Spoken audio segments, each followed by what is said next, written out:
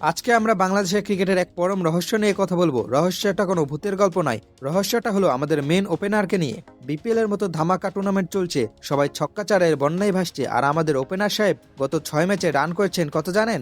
মাত্র 90। হ্যাঁ, ক্যালকুলেটর লাগবে না, আমি বলে দিচ্ছি, গড় করলে দাঁড়ায় মাত্র 15।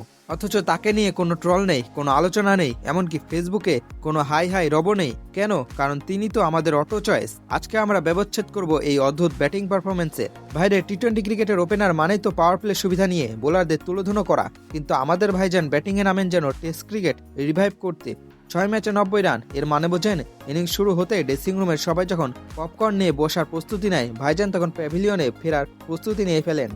সবচেয়ে মজার ব্যাপার হলো, এত খারাপ ফর্মের পরেও মিডিয়া বা বিসিবি কারো কোনো মাথা ব্যথা নেই। মনে হয় যেন 90 রান করাটাই এখনকার নতুন সেঞ্চুরি। আমাদের ওপেনিং স্লটটা এখন এমন এক জায়গায় দাঁড়িয়েছে যেখানে রান না করলেও আপনি নিরাপদ, যদি আপনার লবি বা পাওয়ার ঠিক থাকে। তবে আমাদের এই ওপেনার ভাইয়ের একটা বিশেষ গুণ আছে, তিনি রান কখন করেন জানেন? যখন ম্যাচ অলরেডি হাত থেকে বেরিয়ে গেছে, ধরুন জেতার জন্য শেষ 3 ওভারে দরকার 70 রান, তখন দেখবেন আমাদের ভাইজানের ব্যাটে রানের ফোয়ারা ছুটছে। কাভার ড্রাইভ, পুল শট সব তখন বের হবে। কেন? কারণ তখন তো আর জেতার চাপ নেই। ওই রানগুলো দিয়ে ম্যাচ জেতা যায় না ঠিকই, কিন্তু দিন শেষে স্কোরবোর্ডে নিজের নামটা একটু উজ্জ্বল রাখা যায়। একেই বলে স্মার্ট ক্রিকেট। দল হালরে হারুক, আমাদের ব্যক্তিগত গর্ত ঠিক থাকলো। এই যে মিনিংলেস রান করার শিল্প, এতে আমাদের এই ওপেনার ভাই পিএইচডি করে ফেলেছেন। যখন দরকার তখন নেই, আর যখন দরকার নেই তখন তিনি রানের পাহাড় গড়েন।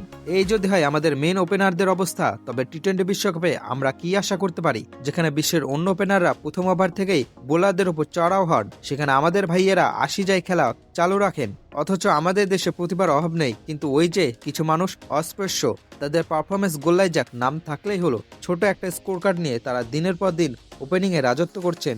দর্শক গ্যালারিতে বসে আফসোস করে, আর নির্বাচকরা বসে বসে হয়তো পরের ম্যাচের জন্য আবার তারই নাম ড্রাফট করে। পরিশেষে বলি, আমাদের এই ওপেনার ভাইদের জন্য বিশেষ দোয়া করা দরকার, যেন তারা হারা ম্যাচে রান না করে অন্তত জেতা ম্যাচে 10টা রান হলেও করে।